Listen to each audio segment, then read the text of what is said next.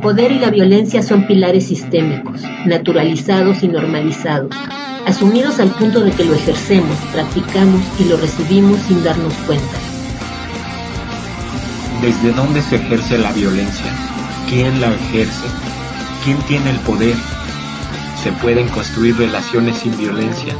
¿Se puede construir un poder no violento? Violencia, agresión, contraviolencia, víctimas, victimarios, sobrevivientes. ¿El poder es malo? Y entonces el poder del pueblo y el contrapoder. Somos la raza, somos el poder, el torbellino que te hará caer. Palabra indómita. Territorio insumiso en construcción.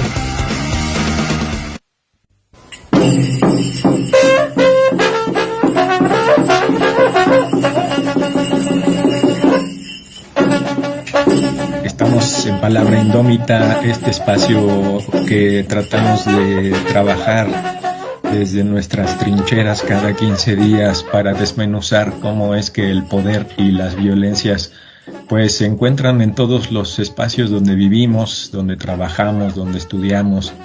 Hay formas del poder que se han impuesto desde hace mucho tiempo, formas de violencias que se han hecho normales, normalizadas, y venimos desmenuzando programa a programa cómo es que en distintos espacios, en distintos temas y en distintos territorios, pues sucede lo mismo, muy parecido, con sus propias particularidades, pero el modelo de poder y violencias se nos impone y nos atraviesa a todas y todos. Así que bienvenidas a este espacio, bienvenidos. El día de hoy vamos a tener un programa muy interesante, hablando de un territorio al sur de lo que se llamó América, el continente llamado americano, y pues va a ser muy importante que veamos cómo se reflejan muchas cosas que suceden acá y en otras partes de nuestra América. Saludamos antes que nada a las radios que transmiten estas palabras colectivas, y en primer lugar a la Que Huelga Radio en la Ciudad Monstruo, Ciudad de México, y a la Palabra del Agua en Xochistlahuaca, Guerrero, y hasta el sur del continente un saludo a Radio Alternativa en el Uruguay.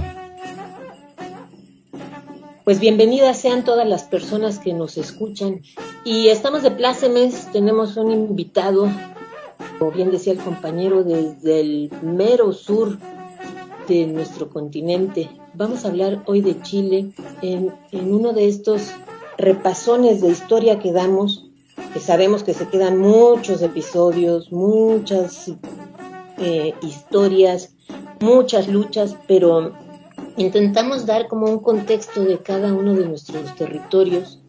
Así podemos encontrar coincidencias, ver las pocas diferencias, pero lo importante es que queremos hablar desde este lado, desde los de abajo, desde la gente organizada. No queremos dar un repasón de historia desde arriba, sino pues cómo lo viven los pueblos y los motivos desde el capital, los motivos del imperialismo, del colonialismo. Y pues nos vamos a ir, pues quién sabe, siempre hay que poner un principio.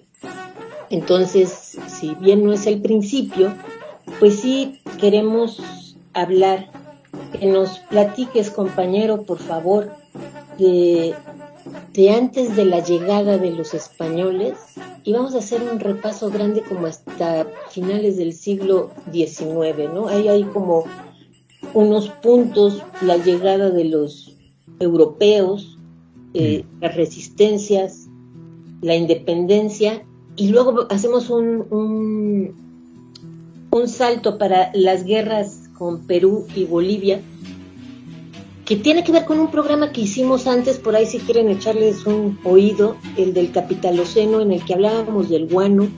Bueno, guano y salitre causaron unas guerras tremendísimas. Pues vamos a empezar con esto que ya saben, rapidísimo, y pues muchísimas gracias, compañero, por tu tiempo y por estar aquí, y bienvenido a Palabra Indómita. Muchas gracias. un abrazo cariñoso, un abrazo grande, afectuoso a todos los compañeros y compañeras que escucharán estos comentarios, esta memoria que vamos a realizar en el día de hoy con respecto a la historia de este territorio hoy llamado Chile. Y efectivamente, lo primero que tenemos que señalar es que estas tierras, estos territorios, no estaban divididos en los estados que los conocemos hoy día. Estos territorios estaban habitados por cientos, por miles de años, por pueblos ancestrales, por pueblos originarios, y que desarrollaron su cultura, que desarrollaron su economía, que desarrollaron por tanto su historia, y que cuando llegan los españoles a estas tierras se encuentran entonces con una gran cantidad de población, con millones de personas que son brutalmente sometidas ya sea a la corona española, o por otro lado los portugueses o los ingleses o los franceses. Y esos pueblos que habitaban estos territorios, bueno, tenían sus conflictos, tenían sus enfrentamientos. No podemos caer en esta postura romántica de que antes de la llegada de los españoles había solamente paz y amistad en la Abya Yala, en este gran territorio, sino que habían conflictos, evidentemente. Bueno, y en esta zona sur de nuestra querida América, efectivamente hubo también conflictos.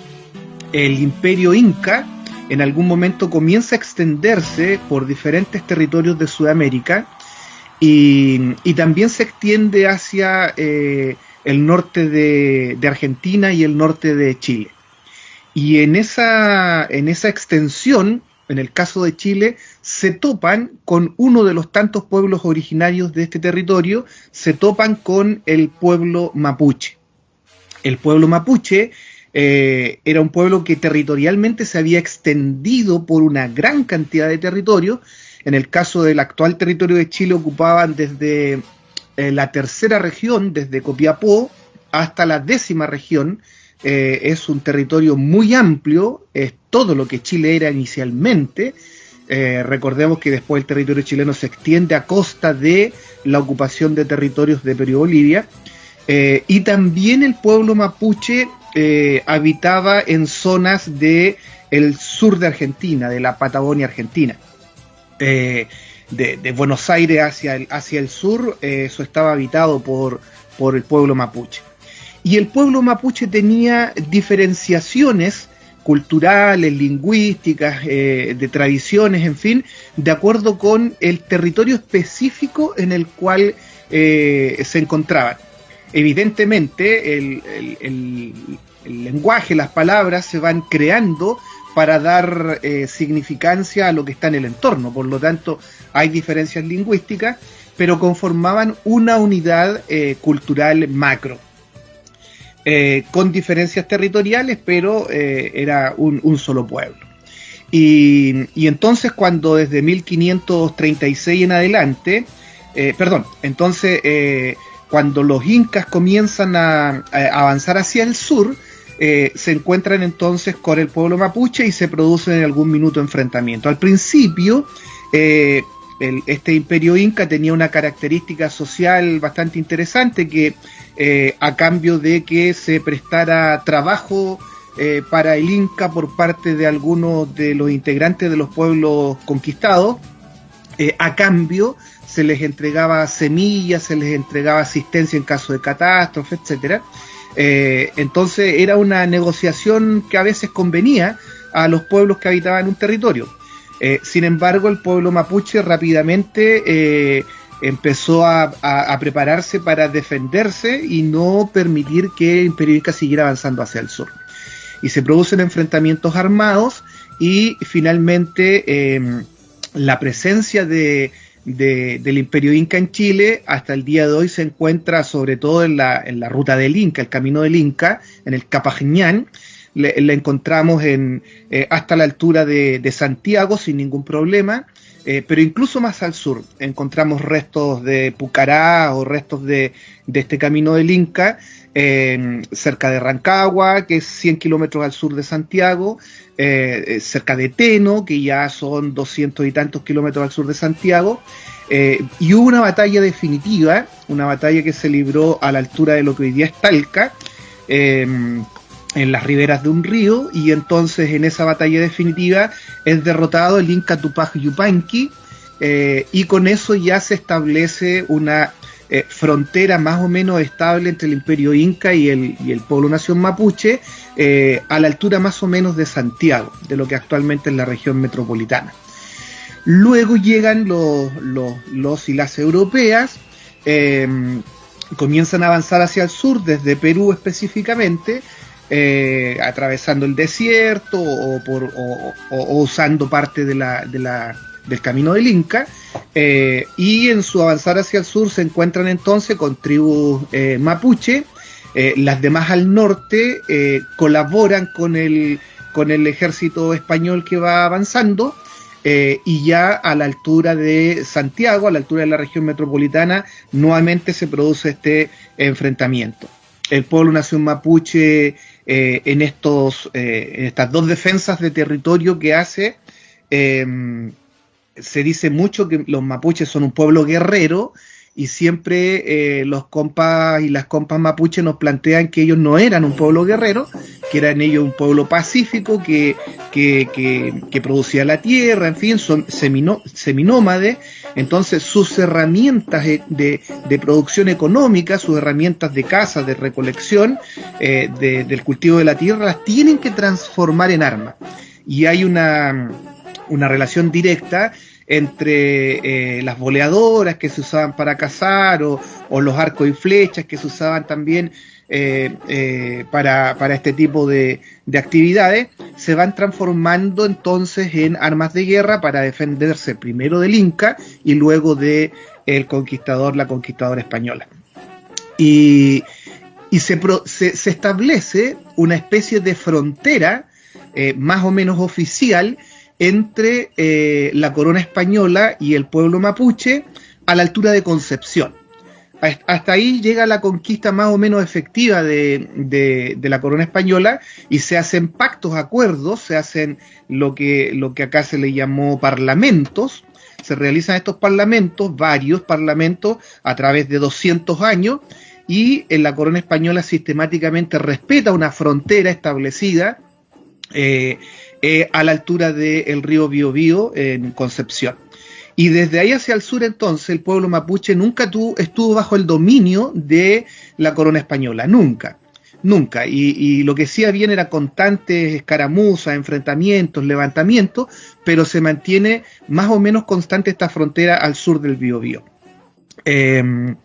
Luego, cuando se produce la lucha de la independencia, con respecto a España, que entendemos que es una lucha de los más ricos, de las más ricas, de los más acomodados y acomodadas de América, que entraban en contradicción económica con la corona, que le cobraba impuestos y que le hacía que finalmente quedaran con muy pocas ganancias. Entonces, bueno, se produce esta confrontación entre la corona y las llamadas patriotas, que en realidad eran los mejor acomodados de América, pero que en ningún caso podemos decir de que fue la independencia que lucharon las clases más bajas. En el caso de Chile, el pueblo nación mapuche no tenía mucha razón de sumarse a las patriotas, por cuanto en la corona española había un acuerdo, había una frontera y se respetaba una cierta autonomía. Entonces los mapuches no se suman masivamente a la lucha por la independencia, porque no lo necesitaban, eran independientes.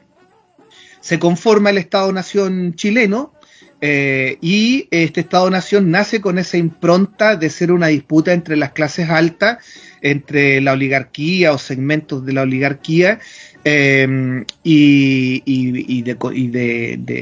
enfrentamiento por los territorios que querían dominar, pero el pueblo nación mapuche mantiene por muchas décadas una autonomía al sur de Chile, hasta que se viene la necesidad de incorporar nuevos territorios, sobre todo con lo que fue la fiebre del oro a nivel mundial, en Australia, México, Estados Unidos, aparece oro y entonces empieza a ir mucha gente a esos lugares a producir oro y empieza a haber una demanda de alimento, en el caso de Chile demanda de más trigo, y se necesita incorporar a nuevas tierras entonces al Estado chileno, y comienza Chile a pensar cómo quitarle el territorio al pueblo mapuche.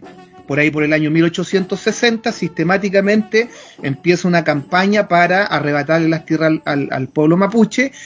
Esto se ve interrumpido por la guerra contra Perú y Bolivia, que es una guerra, como tú bien decías, básicamente por la producción de guano, la producción de salitre. Acá por mucho tiempo se le llamó la Guerra del Pacífico, pero en realidad es la Guerra del Salitre. Y con la presencia activa de los capitales ingleses en ese momento, entonces un enfrentamiento entre el ejército chileno, el ejército boliviano y el ejército peruano, pero que en realidad lo que se estaba disputando era la propiedad de la producción de salitre, que estaba en manos de empresas inglesas. Por lo tanto, Chile termina haciéndole el trabajo a los y las inglesas, ahora que está la vista puesta en lo que ha sucedido en Inglaterra, es bueno recordarlo. Chile le hace el trabajo, y entonces cuando se conquista el territorio de Perú y de Bolivia, estas productoras de salitre quedan en manos de empresas inglesas de inmediato. No hubo beneficio para el Estado chileno. Y entonces ahí, terminada la guerra del salitre, el ejército chileno que había peleado en la guerra contra Perú y Bolivia se desplaza hacia el sur y ocupa los territorios mapuche, a sangre y fuego. Eso es lo que se conoció acá por mucho tiempo como pacificación de la Araucanía, pero que en realidad no fue más que la ocupación a sangre y fuego, lo mismo que en el lado argentino, lo que se conoció como campaña del desierto. Y también lo que nos cuentas se repite en otras partes del territorio americano. Efectivamente, en ese periodo, el periodo llamado imperialismo a nivel mundial, hay una conquista de territorio por parte de los países más prepotentes, ¿no? Y pues así está la historia, repasada en un bloque de palabra indómita en el territorio llamado Chile. A sangre y fuego se ha desplazado el territorio, los conocimientos a los pueblos y sus conocimientos a las formas de ser. Y esta frontera que nos platicas ya lo retomaremos más adelante, porque pues se sigue luchando hoy día. Así en es. este espacio de nuestra América. Pero también pasa en los territorios aquí en México, ¿no? En distintas partes donde las comunidades indígenas siguen luchando por su ser y estar en el mundo. Lo vamos a ir desmenuzando, pero ahora nos vamos justo a una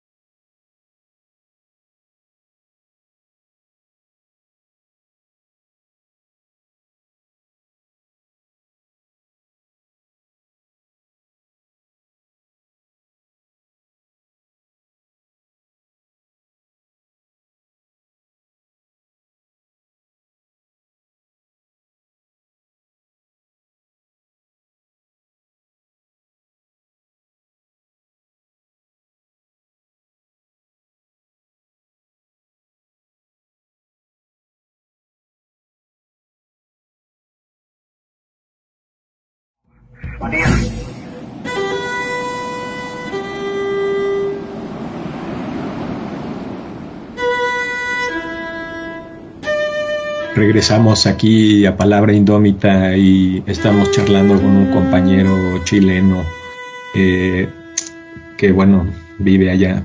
No sé si así se adscribe ahorita que nos diga, porque también tiene que ver con qué identidades se construyeron justo en la ocupación de esos territorios que venimos platicando y que nos decías pues que sucedió, ¿no? A lo largo de la historia en lo que hoy se llama Chile, pero que se ha llamado de otras formas, porque se ha nombrado de otras formas el espacio. ¿Y cómo ligas eso que nos estabas platicando con la construcción de lo que se llamó la unidad popular? ¿Cómo nos puedes desmenuzar esta parte de la historia y cómo se liga con lo que venimos platicando? Sí, es bien interesante cómo la ocupación del territorio mapuche, la ocupación de la Araucanía por parte del Estado chileno, incorpora entonces una gran cantidad de tierras en la producción, y por otro lado la ocupación del territorio de Perú y Bolivia permite un desarrollo minero muy importante, y entonces comienza una actividad en Chile muy fuerte de construcción de líneas férreas por un lado, y por otro lado de desarrollo en los puertos. Entonces los trabajadores, las trabajadoras de los puertos y los trabajadores y trabajadoras de las vías férreas, de la construcción de ferrocarril para transportar las materias primas, son quienes empiezan a autoidentificarse como un sector explotado, y entonces comienzan a organizarse y comienzan a luchar.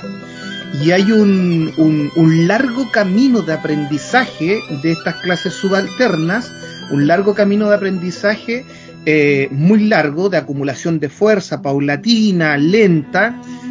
Hay una historia de organizaciones, de luchas, de masacre en contra de la clase obrera, de creación de organizaciones sociales con una impronta más anarquista o con una impronta más marxista, y finalmente, después de muchas décadas, las primeras organizaciones obreras en Chile datan de 1890, los primeros conflictos, protestas 1890-1891, y todo esto finalmente, después de un largo tránsito, desemboca en las políticas de frentes populares y el levantar candidatos a la elección de la presidencia.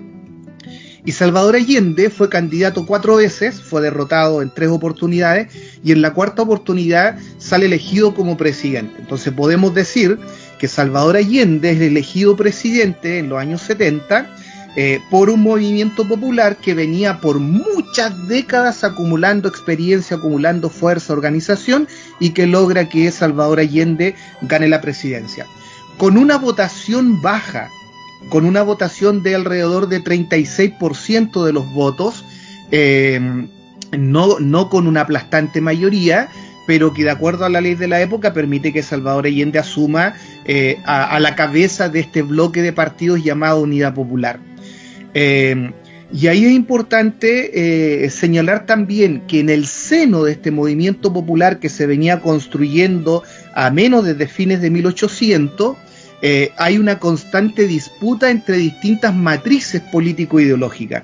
Por un lado, una matriz revolucionaria, al principio levantada por sectores anarquistas, levantada por el propio Recabarren, que después es fundador del Partido Comunista. En sus inicios tenía unas estrategias de lucha y de organización bastante libertarias. Entonces hay una corriente revolucionaria. En otro momento, sectores de lo que después fue el Partido Socialista. En Chile en los años 30 hubo un brevísimo periodo de una república socialista apoyada por algunas integrantes de las Fuerzas Armadas, muy breve, muy corto, y luego se continúa con la dominación de los sectores oligárquicos en Chile. Pero esa llamita revolucionaria vuelve a renacer en los años 60, un poco a raíz de la Revolución Cubana y de la gesta del Che en distintos países del mundo.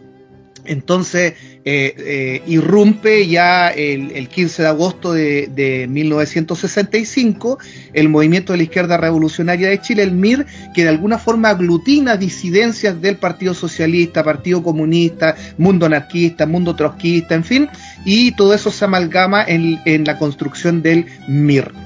Pero por otro lado, el grueso del movimiento popular mantenía esta otra matiz reformista de ir avanzando en una revolución por etapas, de acceder al gobierno del Estado burgués y desde ahí hacer cambios, transformaciones de manera paulatina. Y eso es lo que expresaba Salvador Allende. Salvador Allende expresaba la línea revolucionaria y sectores de su partido, sectores del Partido Socialista y sectores que estaban fuera de la Unidad Popular, esencialmente el MIR, expresaban una estrategia revolucionaria de construcción de poder popular. Estas dos estrategias chocan durante la Unidad Popular, pero al mismo tiempo coexisten y se potencian. De hecho, el MIR declara ser una oposición constructiva, no es una oposición para hacer obstrucción al gobierno de Allende, pero habían diferencias marcadas, estrategias distintas, etc. Y todo eso finalmente desemboca en una situación prerevolucionaria en el año 72, 73, de mucha confrontación, de mucho conflicto en el país, hasta que se impone el bloque dominante, en donde sectores de la derecha tradicional chilena, aliados con el llamado centro, con la democracia cristiana, con apoyo de Estados Unidos, dan un golpe de Estado el 11 de septiembre de 1973, que desde el punto de vista mío, de mi organización, es un golpe de Estado que provoca una derrota estratégica del movimiento popular. Es decir, no solo es derrotado Allende con la vía chilena del socialismo, que era reformista, sino que también es derrotada la vertiente revolucionaria, que no es capaz de salir con una respuesta frente a ese contexto. Y es una derrota estratégica por cuanto implica muchos aspectos de la vida, no solamente lo político.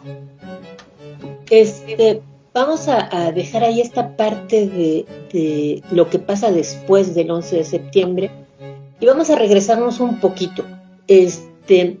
No sé, nos gustaría que nos platicaras por qué crees, o sea, qué era lo que pasaba concretamente. ¿Por qué crees que se volvió tan peligroso el gobierno, pues, reformista o no reformista?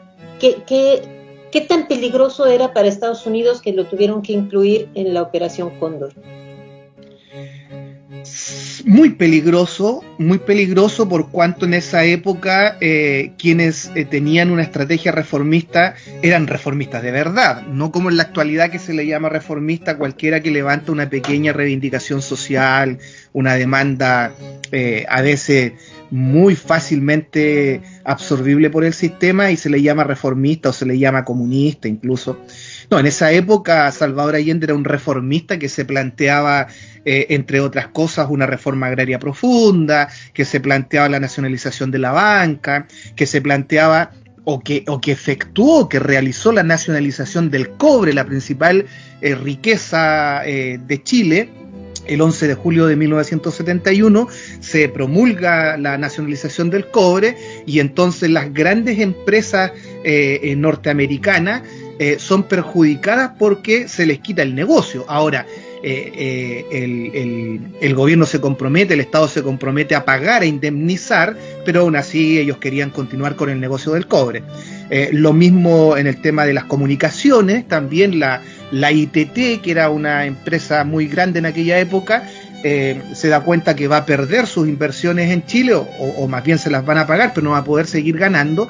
Entonces, la estrategia, la vía reformista de Salvador Allende tocaba los intereses del imperialismo norteamericano y por eso que sectores revolucionarios del continente, Fidel Castro, el Che Guevara saludaban a Allende como un compañero de lucha y decían que era un compañero que por otras vías buscaba los mismos objetivos. O sea, Salvador Allende efectivamente era antiimperialista y efectivamente, a pesar de que pretendía avanzar por etapas, era una persona que quería terminar con el capitalismo. Pero ¿por qué esto de las etapas? ¿Y por qué lo de reformista? Primero porque pensaba ilusamente que las Fuerzas Armadas chilenas eran neutrales, que eran patriotas, que eran constitucionalistas. Nunca lo fueron, pero él ilusamente pensaba, el Partido Socialista pensaba que las Fuerzas Armadas no iban a intervenir en política y que no iban a hacer un golpe, por ejemplo. O pensaba que sectores de la burguesía chilena se iban a sumar gustosamente a un proceso de cambios, apoyando los cambios para independizarse de los sectores capitalistas extranjeros. Tampoco fue así. La burguesía chilena siempre ha sido subordinada, muy ligada estrechamente al interés de las transnacionales capitalistas a nivel mundial. Entonces, esa vía por etapas, por caminos, de hacer primero, no sé, un proceso de industrialización, primero unos cambios como a la interna y luego romper con el imperialismo y luego avanzar a cuestiones socialistas, o sea, como primero la democracia, después la industrialización, después el socialismo y después seguimos avanzando. Esa vía reformista en esa época tocaba directamente los intereses norteamericanos, no la iban a permitir, era un mal ejemplo. Cuba ya era un mal ejemplo de derrota del imperialismo norteamericano por la vía revolucionaria, y Chile efectivamente iba a ser un ejemplo para el mundo de derrota del imperialismo norteamericano por la vía electoral, por así decirlo. Entonces no lo iban a permitir y el golpe de Estado iba a venir igual.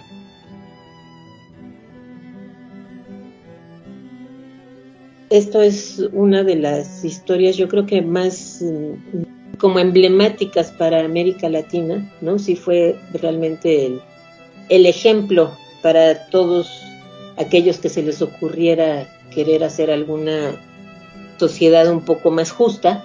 Pues el ejemplo fue este golpe de Estado que pues justamente ahora va a ser un año más de que se perpetró. Así es. Que luego, bueno, pasan cosas, ¿no? Es casual que el 11 de septiembre, que para muchos de nosotros durante muchos años ha sido y seguirá siendo algo doloroso, pues después se vuelve algo doloroso para Estados Unidos por lo de los atentados a las Torres Gemelas esa misma fecha, ¿no? Pero sí, para muchos de nosotros el 11 de septiembre será el día del golpe de Estado. Nos vamos a ir ahorita con una rola que pues es emblemática de esos tiempos, y no podíamos dejar de ponerla. Por acá, así un paréntesis rápido, Chile como que nos ha regalado al mundo un montón de himnos, de canciones revolucionarias y todo. Entonces, ahorita pues vamos a poner una así que es una clásica, que es la canción del poder popular con Inti Illimani, aquí en Palabra Indómita.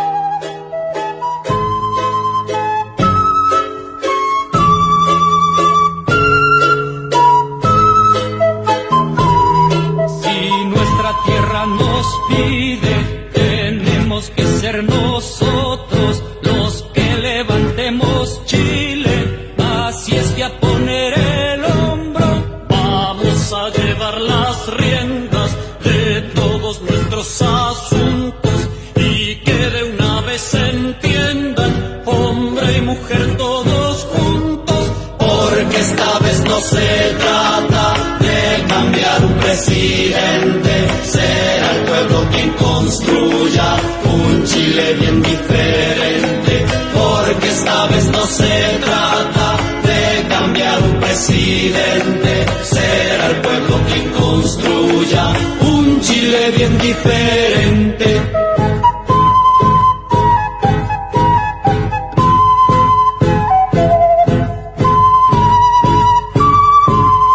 Todos vénganse a juntar, tenemos la puerta abierta, y la unidad popular es para todo el que quiera. Echaremos fuera al yanqui y su lenguaje siniestro, con la unidad popular ahora somos gobierno, porque esta vez no se trata de cambiar un presidente, será el pueblo quien construya un Chile bien diferente, porque esta vez no no se trata de cambiar un presidente, será el pueblo quien construya un Chile bien diferente. La patria se verá grande con su tierra liberada, porque tenemos la llave, ahora la cosa marcha,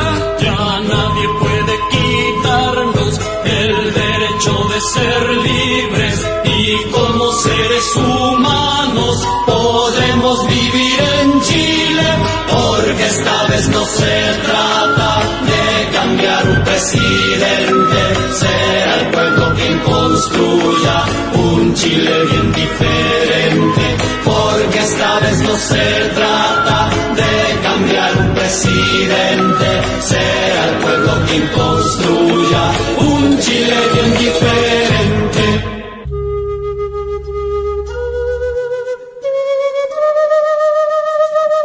Regresamos a Palabra Indómita, a este que va a ser nuestro tercer bloque. Y ahora pues sí, nos vamos a ir a estos tiempos tenebrosos que fueron los años de dictadura. Como bien nos está contando el compañero, pues es bien sabido, y espero que siga siendo bien sabido para las nuevas generaciones, que a partir del golpe militar perpetrado por el ejército, y a la cabeza un personaje que es así pero horroroso, Augusto Pinochet, que Dios le esté dando lo que se merece, porque acá en la tierra no se lo pudimos dar, pero bueno, quién sabe, vamos a ver. Pero bueno, en estos años de dictadura, ¿qué es lo que pasa? Salen del país miles de chilenos, miles son desaparecidos, y aparte pues millones se quedan, ¿no? Entonces, Chile hemos visto como que está partido casi siempre a la mitad, unos que son bien de derecha, pero en serio de derecha, y la otra banda que va como del centro izquierda hacia acá, ¿no?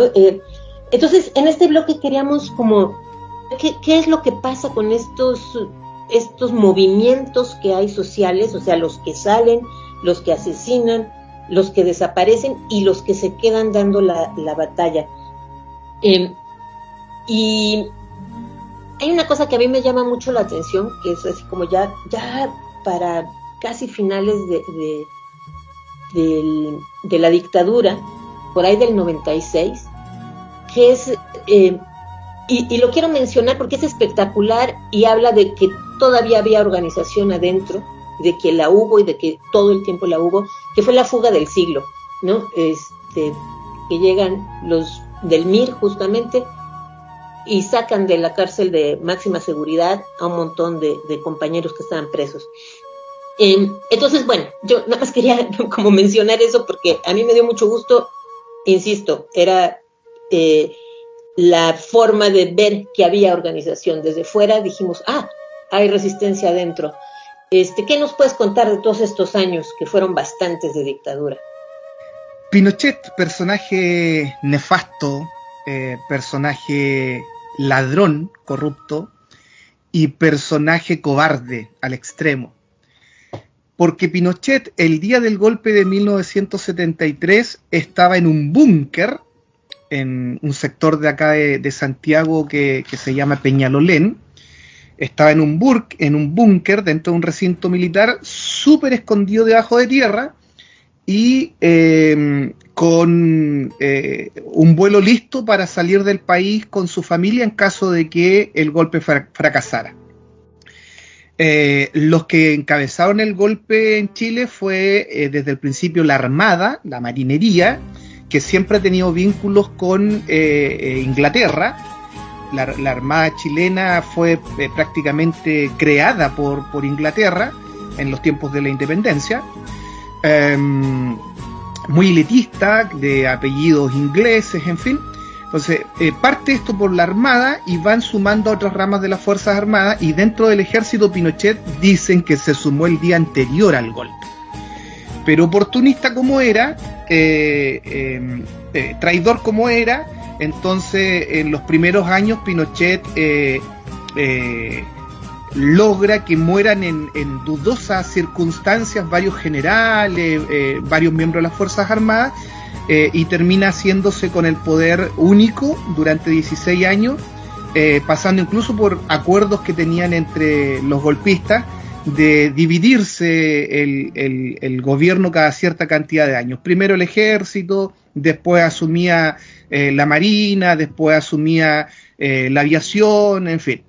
Y no, Pinochet se quedó de corrido. Entonces, Pinochet siempre tuvo detractores dentro de las propias Fuerzas Armadas. Una dictadura cruel y sangrienta que en sus inicios se concentra en la represión a... Bueno, los primeros detenidas son en el Palacio de la Moneda, después del bombardeo, los grupos que apoyaban a Salvador Allende, principalmente militantes del Partido Socialista, el GAP, el grupo de amigos del presidente. Entonces ellos son los primeros que van prisioneros a la tortura y en muchos casos desaparecidos. Pero los primeros meses de la dictadura se concentra en la represión hacia el Partido Comunista y hacia el Partido Socialista, es decir, hacia los partidos de gobierno. Y por ahí crean unos grupos especiales para darle caza en específico al MIR. Entonces se reparten las tareas entre distintos equipos de inteligencia de las Fuerzas Armadas y se especializan unos grupos en el Partido Comunista, otros en el Partido Socialista, otros en el MIR, en fin. Y con respecto al MIR hay 600 compañeros muertos en ese periodo. En total en Chile lo mínimo que se habla es de alrededor de 3.000 muertos y muertas. Pero sobre todo el ejército chileno, las Fuerzas Armadas, se despliegan en el territorio como si fuesen un ejército de ocupación. Entonces van controlando el territorio, las instituciones, van poniendo en las universidades, oficiales a cargo de las universidades, militares a cargo de los colegios, van controlando la iglesia, van controlando todo lo que es la vida social, económica de un país, va siendo controlada por las Fuerzas Armadas. Entonces, los primeros que se asilan en embajada y que salen del país desde la izquierda, se critica siempre que fueron los altos jerarcas de la Unidad Popular. Es decir, todos los dirigentes de la línea reformista, de la estrategia reformista, son los primeros en escapar con buen apoyo internacional a países que los acogen, a países que les dan muy buen trato y que incluso en muchos casos trato de bastante privilegio, como pudiera haber sido en algunos países como Alemania Oriental o como la URSS en esa época, en fin. Y en cambio hubo otros sectores, como el propio MIR, que llama la resistencia en Chile. Entonces ninguno de sus dirigentes se asila, lo que puede haber sido un error, ya que después son sistemáticamente eliminados. Y desde el inicio del golpe de Estado, entonces hay una resistencia en Chile. Los primeros 2 días a las Fuerzas Armadas les cuesta un poco ocupar el país en su totalidad, porque hay resistencia focalizada en algunas zonas, y en los primeros meses hay intentos de resistencia en algunas zonas rurales, sobre todo en el sur del país, pero que no tienen mayor éxito. Luego se inicia un periodo de clandestinidad para todas las personas que hubiesen sido de izquierda, de partido que hubiesen sido reformistas, revolucionarios, un periodo de clandestinidad, de lucha clandestina muy precaria, que solo viene a levantar cabeza el año 76, 77, 78, con una lucha fundamentalmente ligada a los derechos humanos y con apoyo de la Iglesia Católica en aquella época y de algunas iglesias evangélicas también, pero en el ámbito de los derechos humanos, de la defensa de los prisioneros políticos fundamentalmente, y tratar de salvar compañeros de las condenas a fusilamiento, de las condenas a muerte, y que en cambio se las cambiaran por el exilio, lo cual se logra en muchos casos. Pero en todo ese periodo siguen habiendo enfrentamientos entre resistencia armada dentro del país, precaria, pero resistencia armada, y las fuerzas que sostenían el régimen, que eran básicamente las Fuerzas Armadas y su instancia de inteligencia tenebrosa, que fue primero la DINA y después la CNI. Más o menos en los años 80, el MIR logra rearticularse del extranjero y inicia un plan, a fines de los 70, inicia un plan de lucha que incluía que ingresaran compañeros con formación militar, compañeras con formación militar a Chile, fortalecer una fuerza central dentro del MIR como combatientes un poco más de élite, instalar algunas zonas guerrilleras en el sur. Ese plan retorno, plan 78 como se le llamó, finalmente fracasa, no funciona, y ya al año 84 las fuerzas del MIR estaban bastante disminuidas, agotadas, muchos compañeros y compañeras habían tenido que volver a salir del país, muchos otros habían sido asesinadas, y otros estaban en prisión. Pero en ese mismo periodo, el Partido Comunista corrige su línea históricamente reformista y dice: en Chile es necesario levantar una lucha de masas que incorpore la violencia, y crean entonces primero el Frente Cero y después el Frente Patriótico Manuel Rodríguez. Y el Frente Patriótico Manuel Rodríguez, como un ala del Partido Comunista, fue muy conocido en Chile por diversos atentados a las torres de alta tensión, del tendido eléctrico, lo cual daba cobertura a lo que fueron las grandes protestas populares, estas protestas nacionales, que duraban un día, 2 días en los años 80, y que había mucha confrontación en las poblaciones emblemáticas, en fin, mucha resistencia en las barricadas, etcétera, sobre todo en estos sectores poblacionales, en los territorios, en los barrios. Esa lucha de los años 80 finalmente es traicionada, lo digo con todas sus letras, por los partidos de la llamada oposición burguesa, la Democracia Cristiana, sectores del Partido Socialista, incluso sectores del Partido Comunista, traicionan esa lucha popular, negocian con el empresariado y con los militares una transición pacífica en Chile, y en cambio la oposición revolucionaria, la oposición de izquierda, empieza a perder fuerza, a perder apoyo, a quedar aislada y más expuesta a la represión, que eran sectores de la izquierda cristiana, del propio MIR. El Frente Patriótico termina independizándose del Partido Comunista, surge la fuerza desde el MAPU, que era un partido más bien que había sido de la Unidad Popular. Desde el MAPU surge el MAPU Lautaro, que también hacen lucha armada. Entonces llegamos a fines de los 80 con un plebiscito, el famoso plebiscito del 88 del sí y el no, en donde se votaba si los chilenos y chilenas querían que siguiera Pinochet o querían que no siguiera Pinochet, y gana el no, es decir, gana el que no siga Pinochet, y entonces se abre la posibilidad a elecciones libres, pero ya estaba todo negociado por parte de la oposición burguesa, el MIR absolutamente desgastado. El MAPU Lautaro venía como remontando, pero desde los márgenes de las poblaciones, de las protestas, y el Frente Patriótico autonomizado del Partido Comunista también había sufrido algunos golpes importantes. El intento de internación de muchas armas por el norte de Chile había sido descubierto, y el intento de tiranicidio, de matar a Pinochet, había fracasado. Y ahí se llega más o menos entonces a el fin de la dictadura militar y comienzo de los gobiernos civiles desde el año 90 en adelante.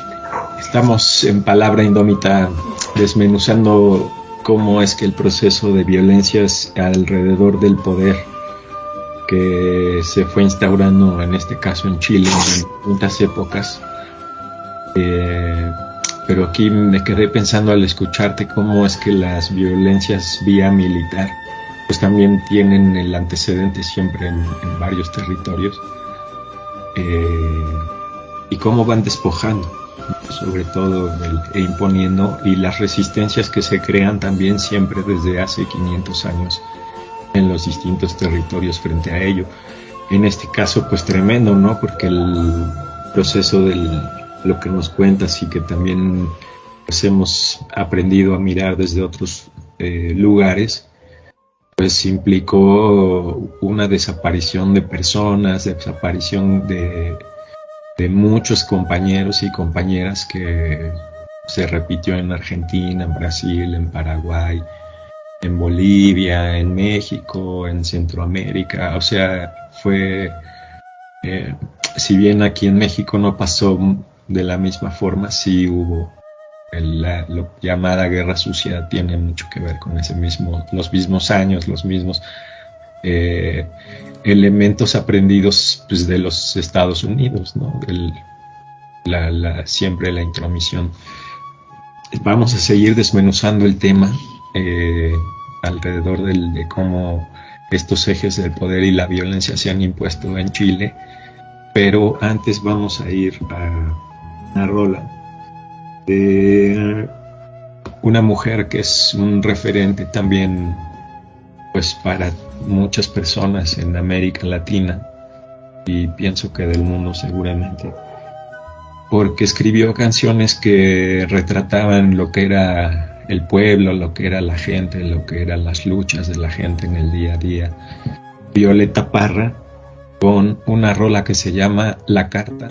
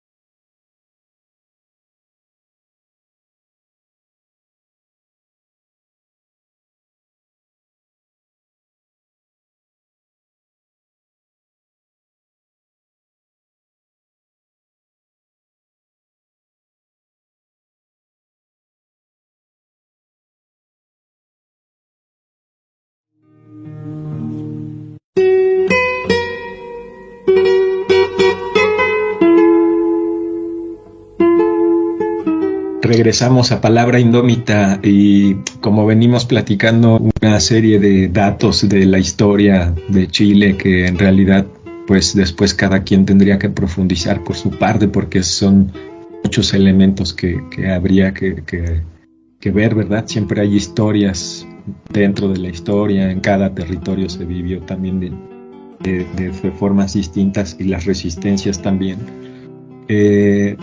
¿Cómo es que se da este fenómeno de pasar de una dictadura durante largos años, de vivir con ciertas restricciones,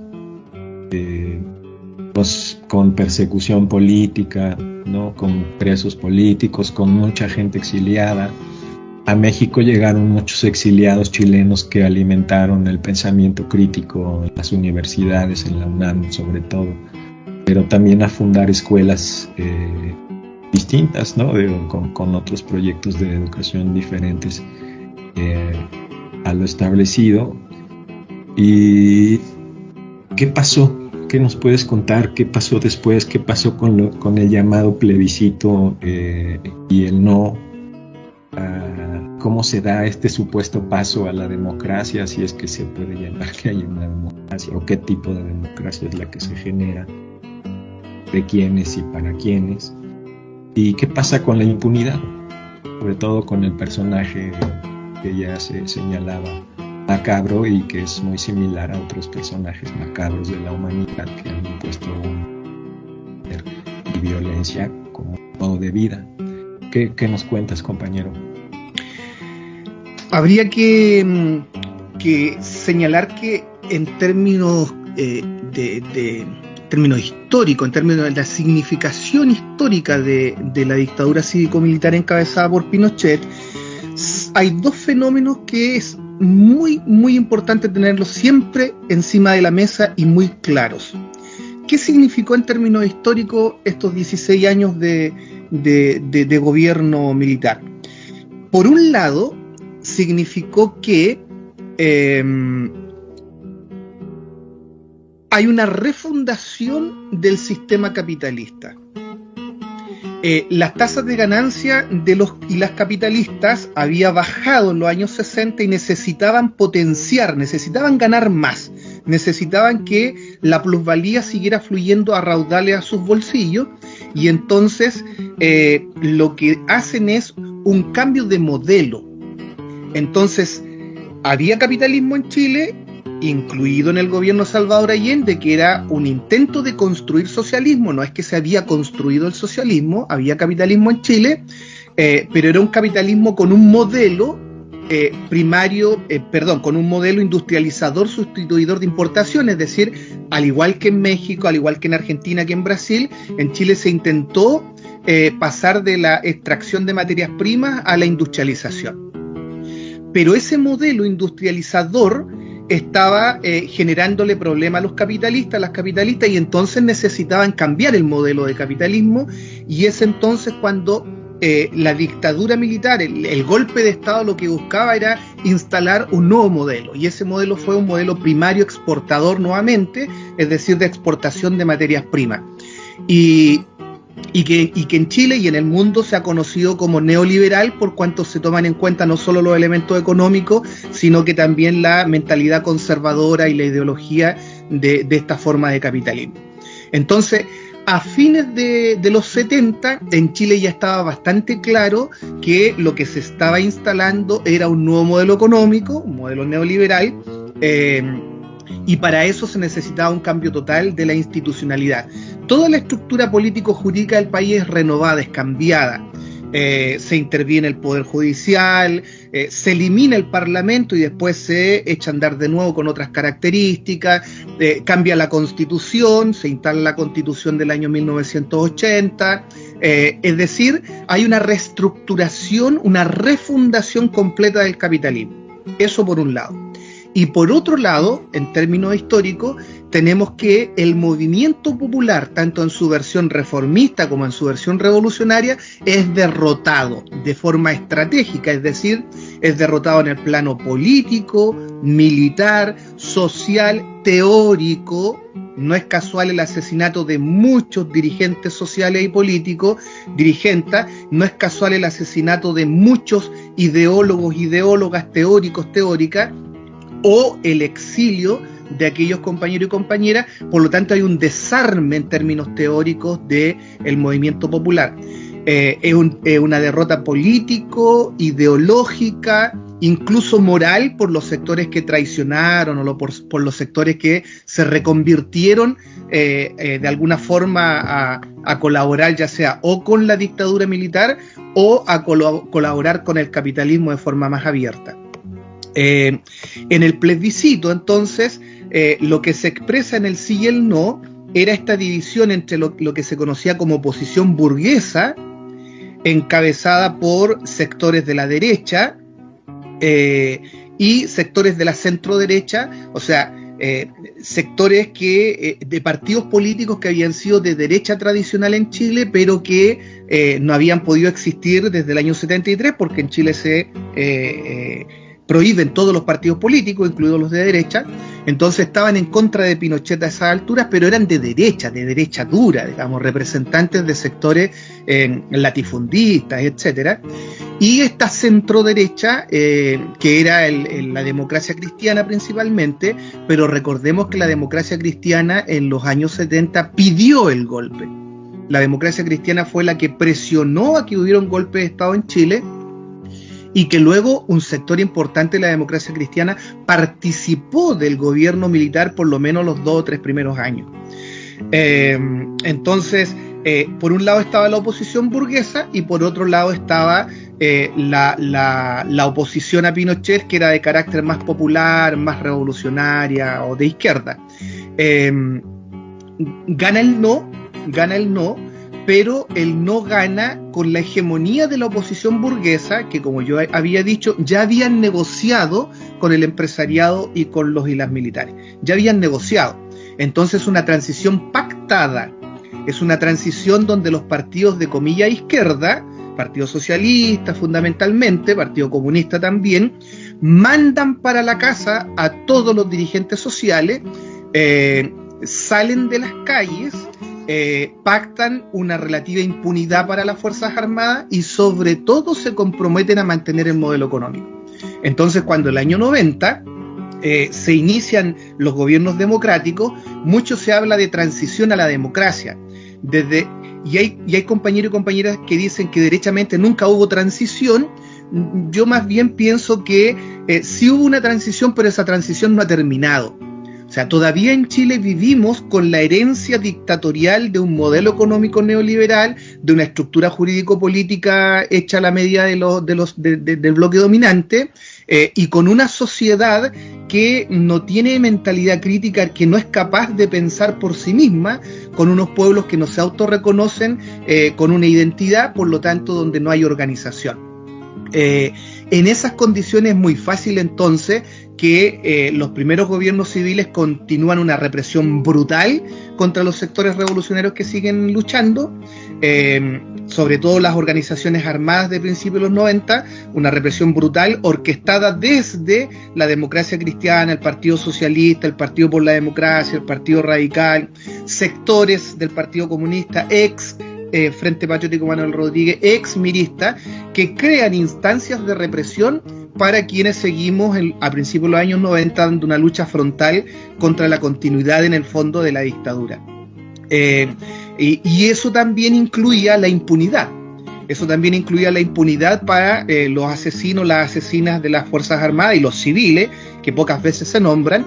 Y eso es lo que se transforma en Chile en 30 años, desde el 90 en adelante, en 30 años, de una falsa democracia, de una democracia restringida, de una democracia policial, de una democracia contrainsurgente o de un Estado contrainsurgente, que la concertación de Partido por la Democracia, los socialistas, la democracia cristiana, el PPD, el Partido Radical, nunca tuvieron voluntad de cambiar. Al contrario, desde el punto de vista nuestro, el bloque dominante ha actuado hasta el día de hoy con 3 estrategias distintas, pero sigue siendo a favor del bloque dominante. El neoliberalismo implantado por Pinochet, bloque dominante. El neoliberalismo perfeccionado por los gobiernos de la concertación, bloque dominante.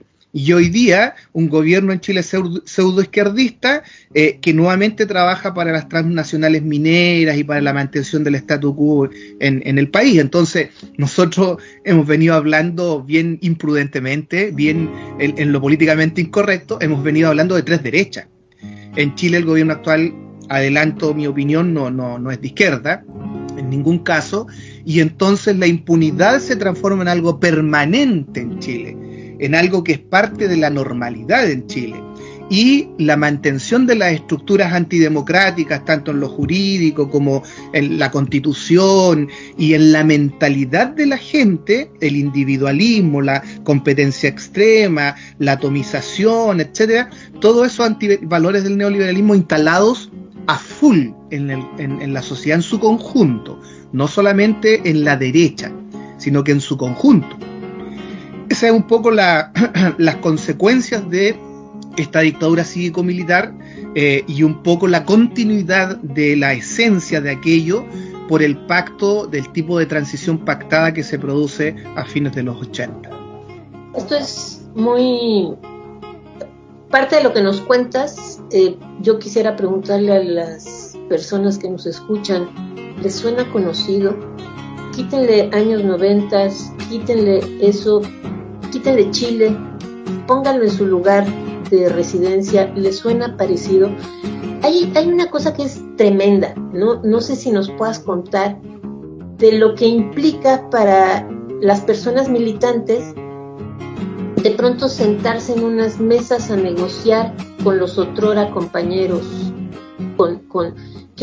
o sea, esta parte de los cooptados hacia el poder. No sé si nos puedas contar un poquito rápido de eso, porque creo que tiene que ver mucho en varios lados.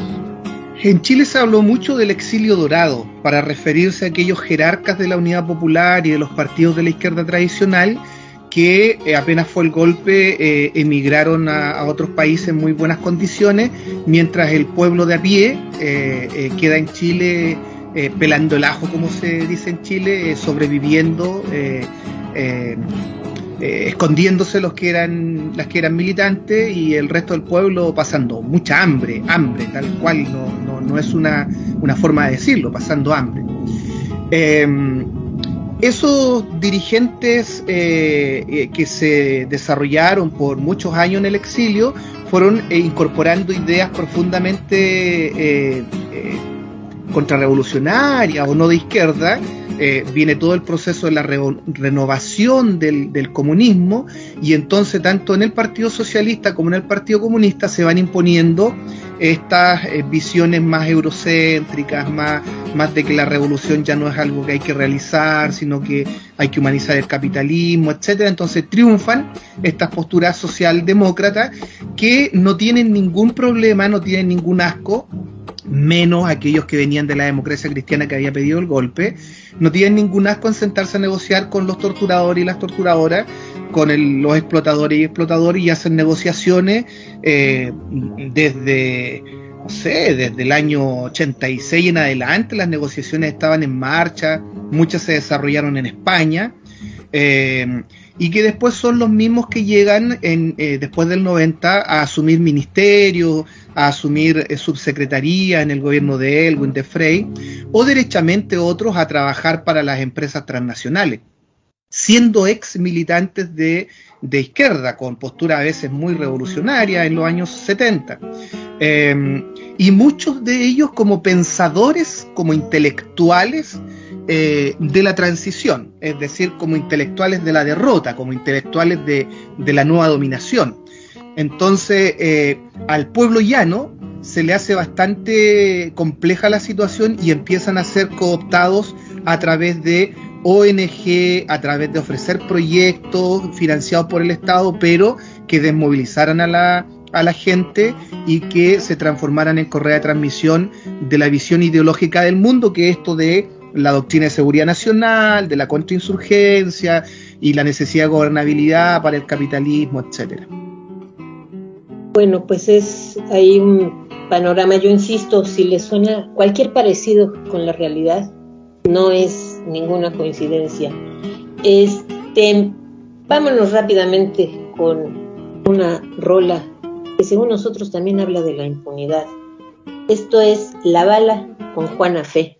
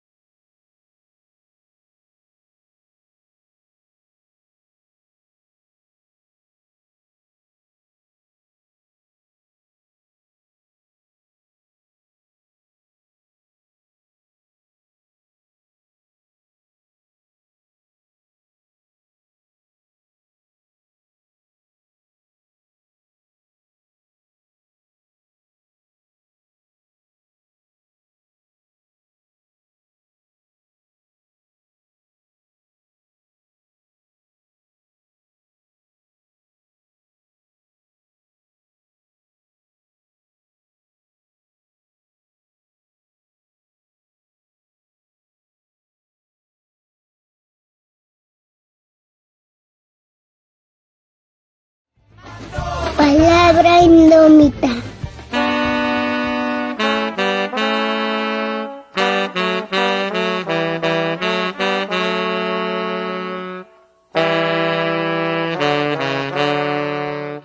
Regresamos a Palabra Indómita y pues después de todo este panorama de la derrota hemos visto así como la violencia institucionalizada y cómo la contraviolencia no es suficiente también por todas estas negociaciones y pactos.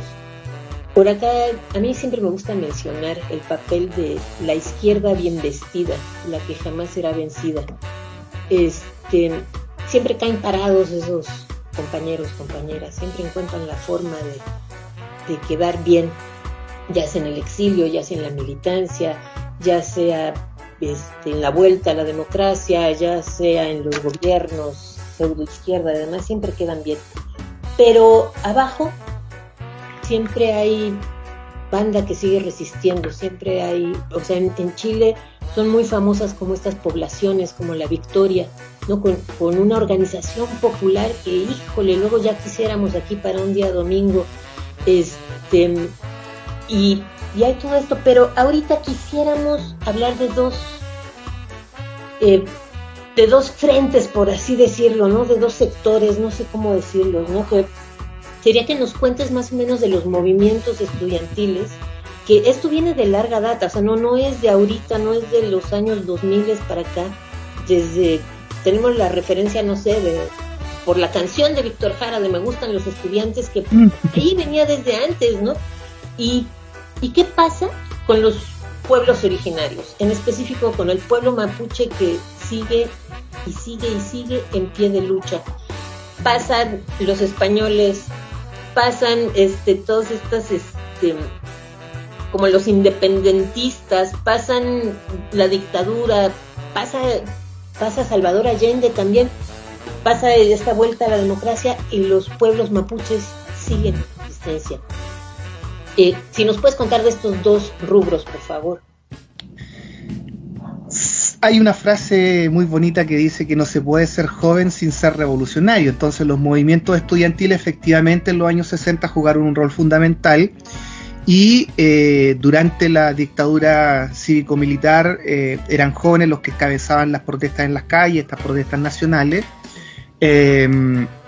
Muchos de ellos entrábamos a militar con muy poca edad a las organizaciones sociales o políticas, y muchos también a la lucha armada con muy poca edad. Bueno, a principios de los 90, con la traición de los sectores que negociaron y la salida pactada a la dictadura cívico-militar, hubo organizaciones que continuaron la lucha después de las elecciones del 90, que fueron los grupos armados como sectores del MIR, del Movimiento de la Izquierda Revolucionaria, el Frente Patriótico Manuel Rodríguez Autónomo y el Mapu Lautaro. Los gobiernos de la Concertación reprimieron fuertemente, y en el primer gobierno, por ejemplo, el gobierno de Patricio Aylwin, las Fuerzas Armadas en Chile asesinaron a 100 personas por distintas razones, y entre esas 100 personas asesinadas, no menos de 35, 36 militantes de estos grupos armados, que continuamos la lucha en un contexto muy complejo, porque eran grupos reducidos de personas. La mayoría tenía esperanzas en que iba a llegar la alegría y el arco iris, como eran los eslóganes del no y de las elecciones libres. Esa lucha armada es derrotada por la inteligencia creada por la Concertación, la Oficina de Seguridad Pública, después llamada ANI, a mediados de los 90. Y a mediados de los 90 ya muchos de estos compañeros y compañeras estaban encarcelados, o habían sido asesinados o asesinadas. Pero se cumplió como la función de mantener en alto la voluntad de transformación real en el país, de denuncia a los compromisos de los gobiernos de la Concertación con la globalización del neoliberalismo, con el capitalismo a ultranza, con Estados Unidos, en fin. Entonces, inmediatamente después de ese periodo empiezan a surgir las primeras, o a resurgir las primeras movilizaciones populares. Yo recuerdo el año 96, primeras movilizaciones de pobladores con barricadas, protestando por la mala construcción de las casas pequeñas que se llovían, en fin, que estaban siendo entregadas por el Estado. Después, a fines de los años 90, una fuerte lucha de los universitarios por los intentos de modernización, entre comillas, de la educación superior. Después tenemos el año 2000-2001, nuevamente los estudiantes secundarios, lo que se conoció como mochilazo, para llegar al 2005-2006, donde se produce la Revolución Pingüina, que es esta protesta nacional masiva de estudiantes secundarios en todo el territorio chileno, y que remueve fuertemente al Estado, al gobierno, en fin, y a la sociedad que estaba tranquila en sus casas, siendo espectador pasivo de la política. Y luego viene las protestas del año 2010-2011, donde destacan estos dirigentes universitarios que hoy día están en el gobierno. La Isquia Siches, el Boric, Crispi, Camila Vallejo, etcétera, todos los que hoy día están en el gobierno son de la generación de dirigentes y dirigentes universitarias del año 2000-2011, protestas universitarias. Entonces, cuando llegamos al año 2019, los estudiantes secundarios, sobre todo, venían con una fuerte represión legal y real, física. Se venían creando leyes para judicializar la protesta secundaria. Una cuestión que fue muy controversial fue la ley de aula segura, que era como prácticamente militarizar los colegios, los liceos. Entonces, todo eso genera las condiciones para lo que después se produce en octubre del 2019. Al mismo tiempo que los movimientos estudiantiles, también van surgiendo algunos movimientos de deudores habitacionales, movimientos de trabajadores y trabajadoras subcontratadas, esta modalidad del capitalismo de externalizar algunos servicios y no son contratados directamente por la empresa mandante, sino que una subempresa. Y también se van estructurando algunos movimientos, como por ejemplo el movimiento No Más AFP y el movimiento feminista. Son algunos movimientos sociales que, paralelo al estudiantil, se van también articulando lentamente a través de los años. Pero paralelo a todo eso viene la historia, que es historia larga, del movimiento mapuche.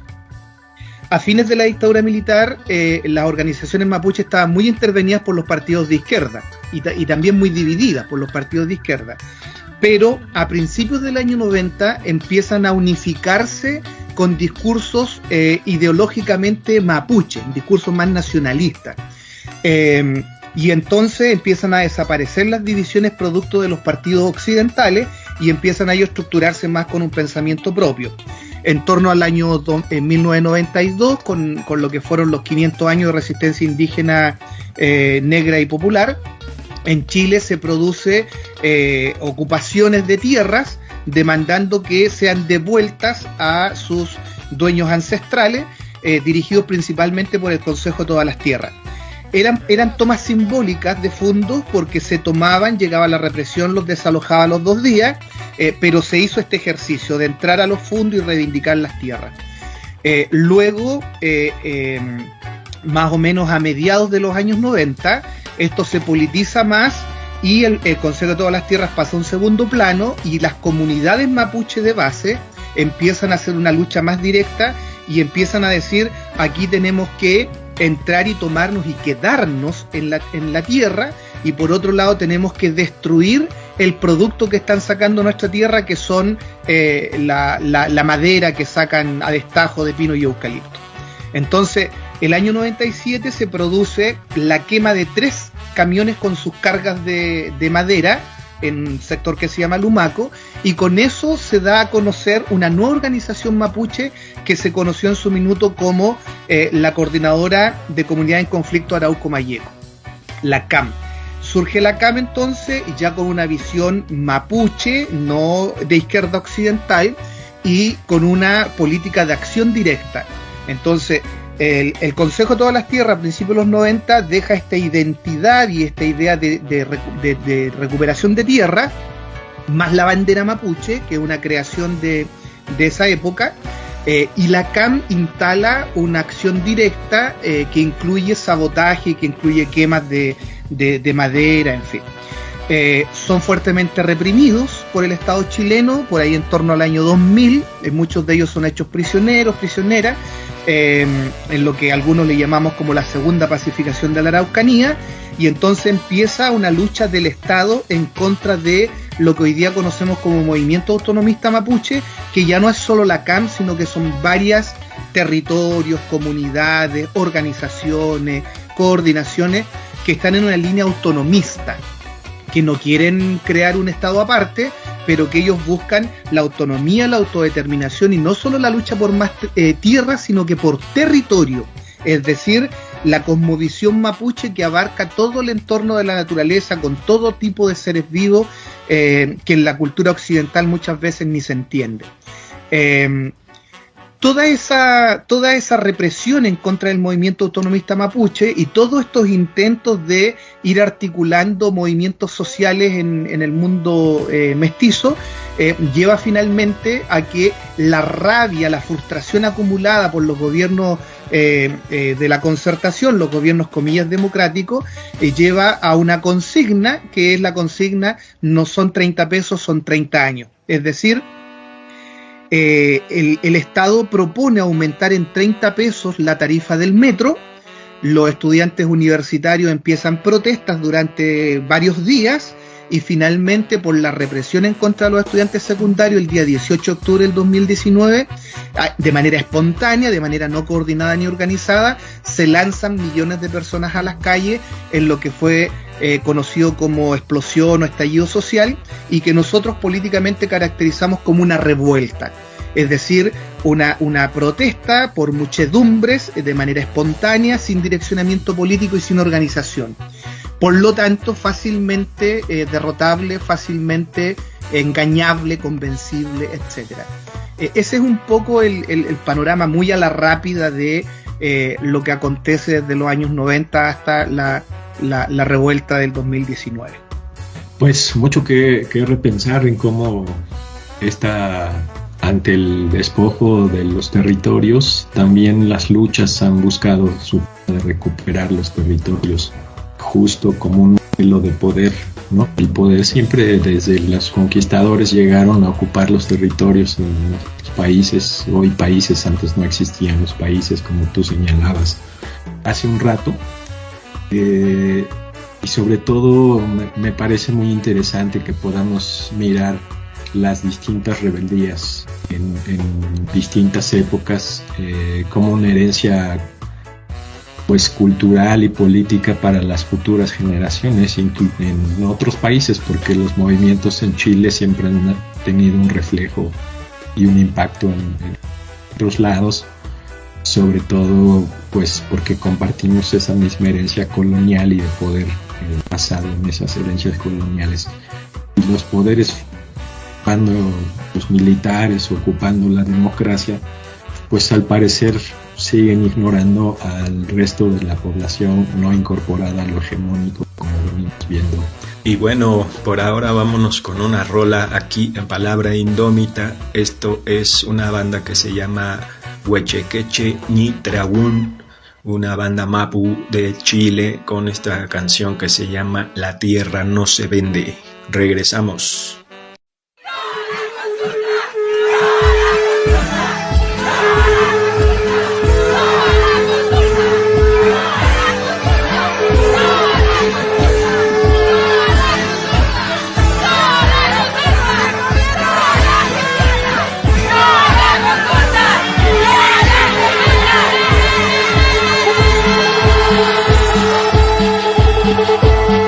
La tierra no se vende, se defiende la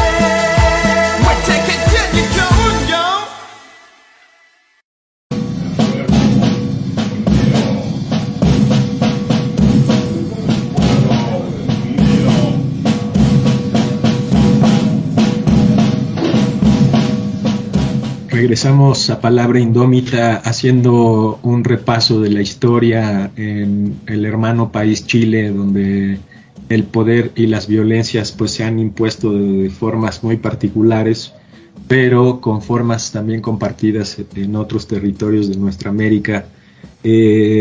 Hace un momento en el bloque anterior veníamos charlando sobre las cuestiones de los movimientos estudiantiles y el movimiento mapuche resistiendo a lo largo de la historia. Como decía la compañera, pasaron presidentes, pasaron modelos, pasaron la dictadura, luego la democracia, y seguían siendo marginados e incluso pues siguen siendo atacados, ¿no? Sigue habiendo una guerra abierta por esa frontera y ese territorio marcado por el río Biobío hasta el sur.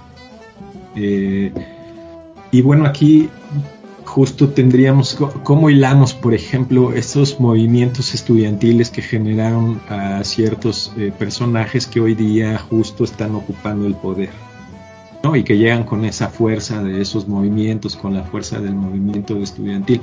Creo que una parte muy importante son los movimientos feministas también en América y en Chile en particular, tienen mucho que ver también con estas banderas que se ocupan para llegar justo al poder, ¿no? ¿Qué pasa después? ¿Qué pasa con la izquierda que se sostiene en esos ideales y que ha llegado ahora al poder? ¿Cuál es su papel? ¿Hacia dónde va? El tema del poder es el tema que siempre nos convoca en las reflexiones, en la elaboración de política, en las proyecciones.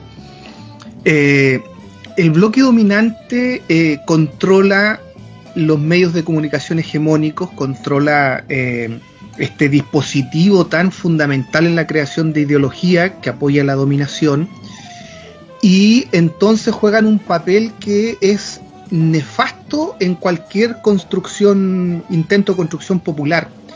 Porque, por ejemplo, cuando hay una movilización, por más justo que sean sus derechos, los medios de comunicación en Chile muestran el enfrentamiento entre los manifestantes, las manifestantes y las policías, pero no entrevistan a quienes están manifestándose para que se entienda cuál es la demanda. Eso por un lado.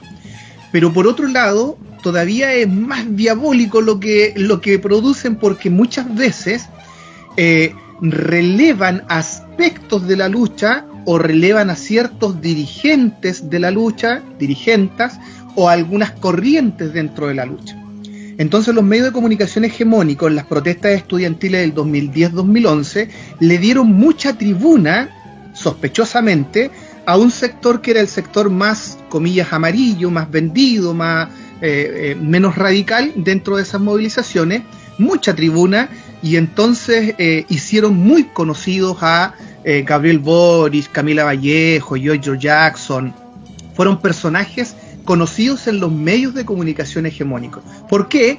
Porque dentro del movimiento estudiantil representaban el entreguismo, por decirlo de alguna forma, al sistema.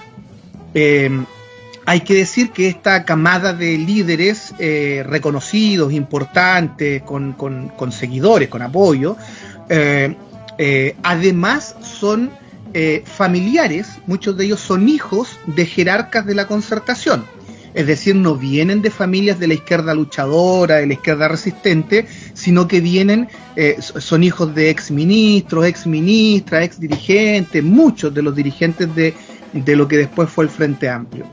Y además, esta camada de dirigentes tuvo el apoyo económico, tuvo el impulso desde grandes fundaciones a nivel internacional, desde gobiernos, etcétera, para financiar centros de estudio, para financiar becas para ir a estudiar al extranjero. Se habla por ahí que no menos de 500 personas jóvenes fueron becados para ir a estudiar a Inglaterra, por ejemplo, magíster, doctorados, etcétera, y todos ellos fueron conformando de alguna forma los partidos del Frente Amplio, y hoy día son los que han ganado las elecciones y están entonces en las diversas instancias del Estado. Entonces, lo primero que hay que decir aquí es que bueno, insistir que la revuelta es una revuelta. La revuelta no era como algunos trataron de instalar, no era una insurrección, no era una revolución. Es la gente cansada desde su emocionalidad, desde su frustración, su rabia, que sale masivamente a manifestarse, pero sin un programa detrás, sin organización popular, etcétera. Entonces, en ese contexto de la revuelta, aparecen estos conocidos líderes del movimiento estudiantil, pero que tenían ya una matriz y compromisos instalados en su cabeza con el poder.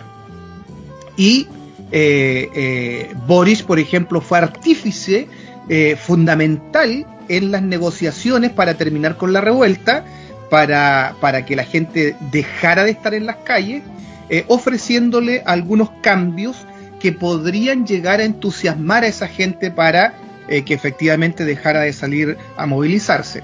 Y ese fue el pacto que hizo la élite política chilena el 15 de noviembre del 2019.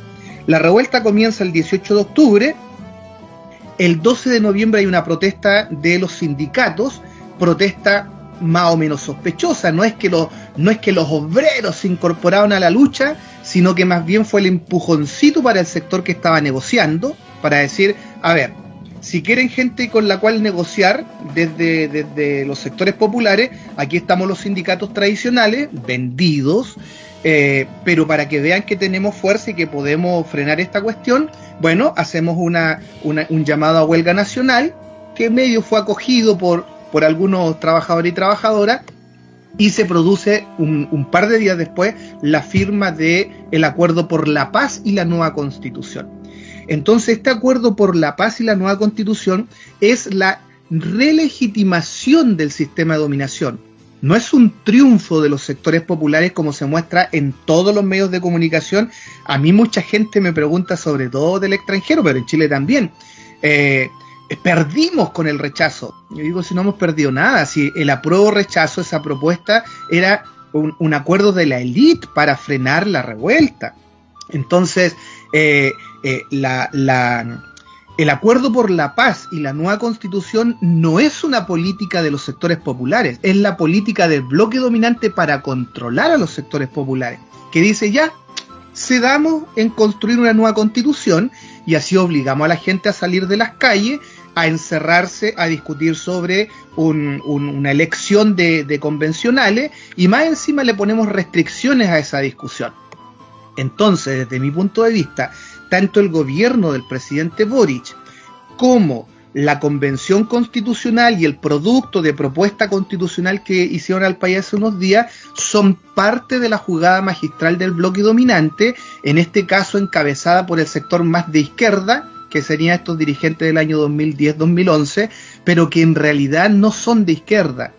Sus financistas están en las grandes empresas transnacionales mineras, están en las fundaciones internacionales como la Ford, como la Rockefeller, su financiamiento han estado por el gobierno de Canadá, el gobierno de Inglaterra. Esos son los que han sustentado a todos estos jóvenes que han aparecido a la política de izquierda en este país. Entonces, si sus compromisos, si sus apoyos están ahí, evidentemente van a tratar que el resultado de una propuesta constitucional favorezca al bloque dominante, a los mismos de siempre, a las mismas de siempre, y que su gobierno en realidad ahora ya hizo un giro notorio, pero desde el principio sus compromisos estaban con el bloque dominante y no con los pueblos. Ahora, como los pueblos tienen su memoria borrada, como los pueblos no se han vuelto a constituir como sujetos sociales después del golpe de Estado del 73, como los pueblos no hemos sido capaces de levantar proyectos políticos, exceptuando al pueblo nación mapuche, pero el resto no lo hemos podido hacer, entonces en Chile no se ha reconstruido movimiento popular. Hay un movimiento autonomista mapuche y les va bien, ellos tienen sus luchas, pero el resto de los chilenos y chilenas que no tenemos directa participación en la lucha mapuche, no nos hemos logrado reconstituir ni como sujeto ni levantar nuestros proyectos, por lo tanto no existimos. Entonces es fácil que la gente se entusiasme con la concertación o es fácil que después la gente se entusiasme con el Frente Amplio. Pero los intereses reales de los pueblos aquí no se han expresado en las últimas décadas, no estamos.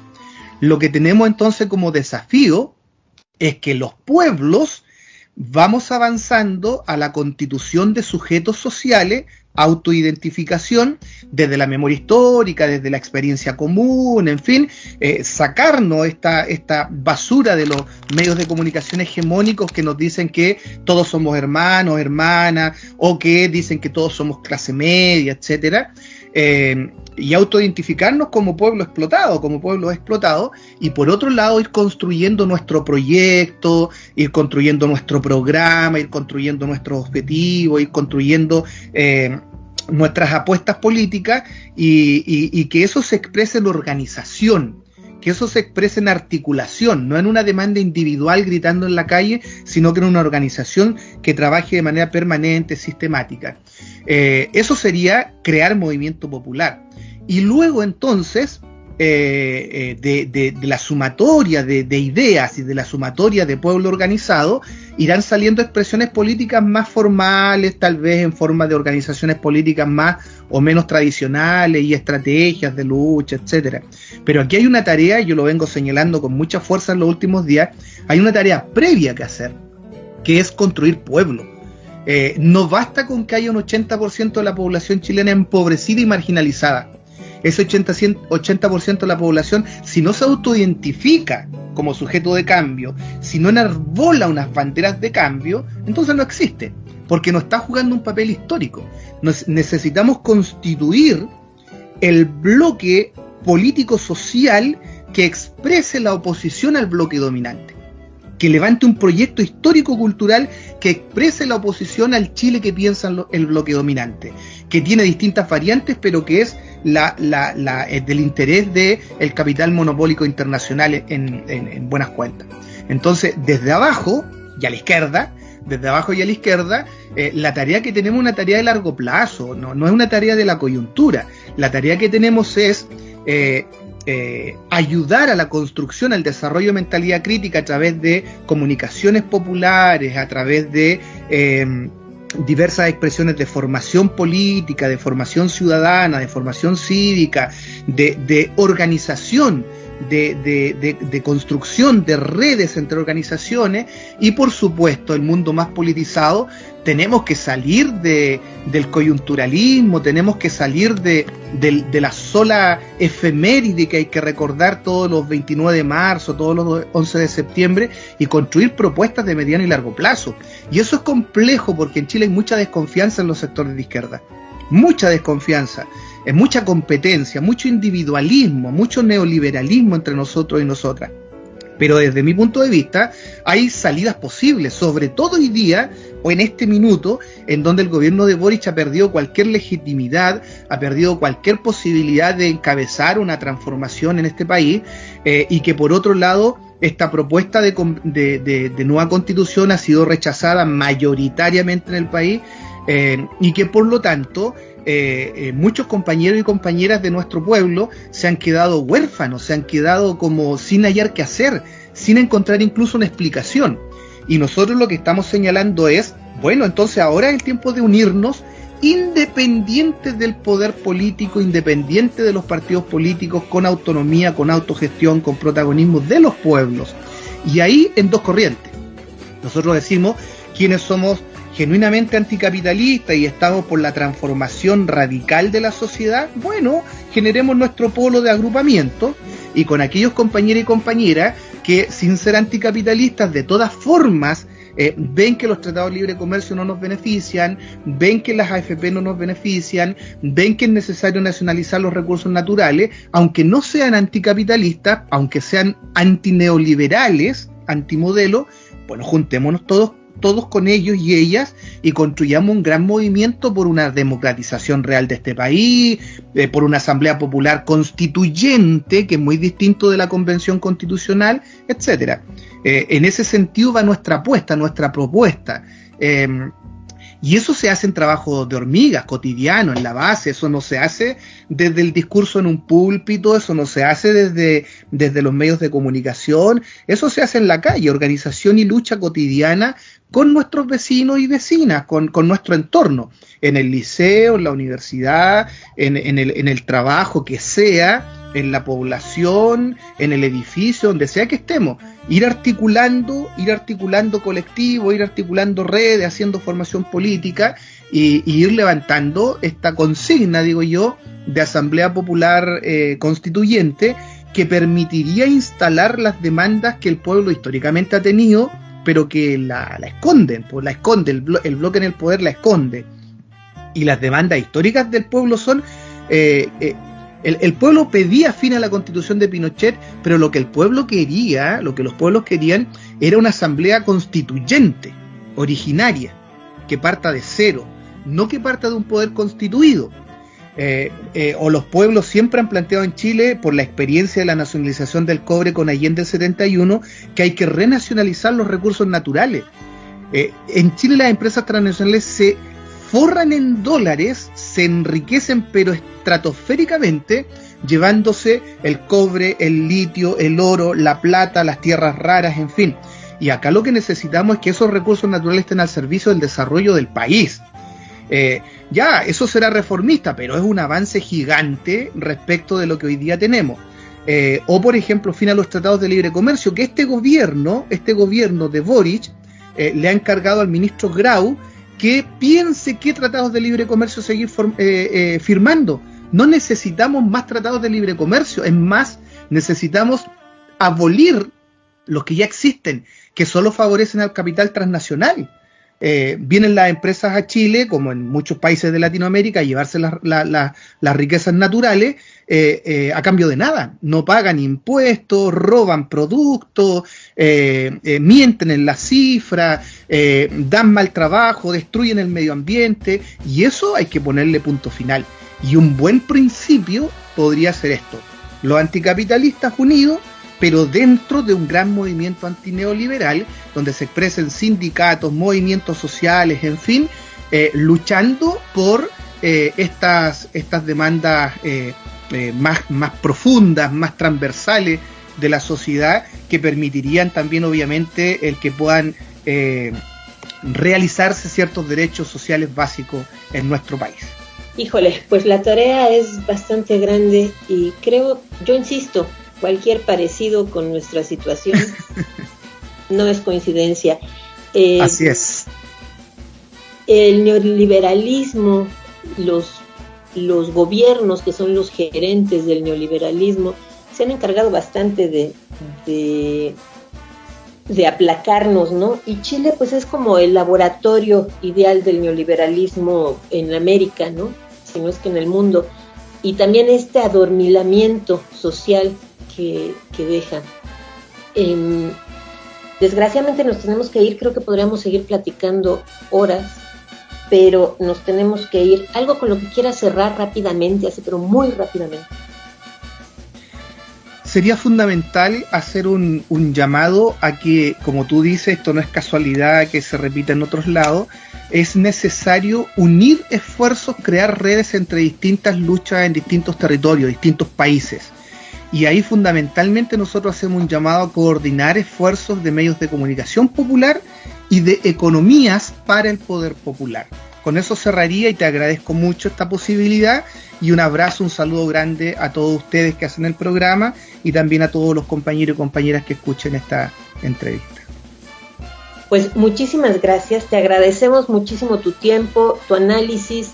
De aquí en Palabra Indómita les recordamos, es bien importante el análisis. Por favor, no hay que no nos gane la flojera de leer, que no nos gane la flojera de cruzar datos, de ver la historia, y eso es nuestro granito que queremos aportar, es esto.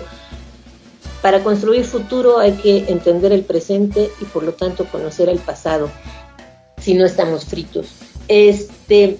Aquí en Palabra Indómita luego hablamos mucho de utopías y distopías. Creo que Chile es un gran ejemplo de las dos.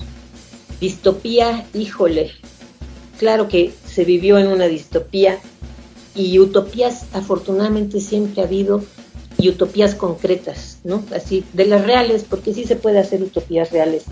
Pero ahí vamos, paso a pasito, que no nos ganen, compañeros, compañeras, hay que seguir para adelante. Y nos vamos agradeciendo a las radios que nos hacen favor de prestarnos su pedacito de aire libre. Radio Ñomdá, La Palabra del Agua, en Xochislahuaca, Guerrero. Radio Alternativa en Nueva París, Montevideo, Uruguay. Y acá en Ciudad Monstruo, La Que Huelga Radio, que sigue resistiendo. Nos vamos con esta rola que no podía faltar, era imposible no ponerlo, del maestrazo Víctor Jara. Y no vamos a poner El Derecho a Vivir en Paz, perdón, pero no lo vamos a poner. Vamos a poner La Plegaria a un Labrador, aquí en Palabra Indómita. Y que viva la patria.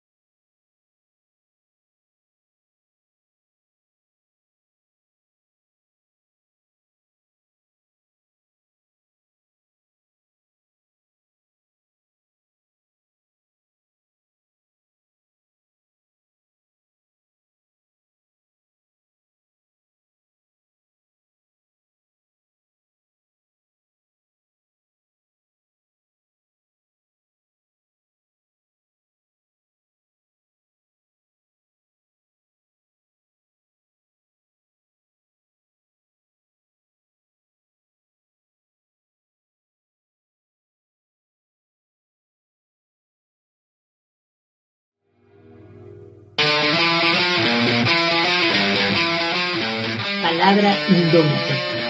Territorio insumiso en construcción.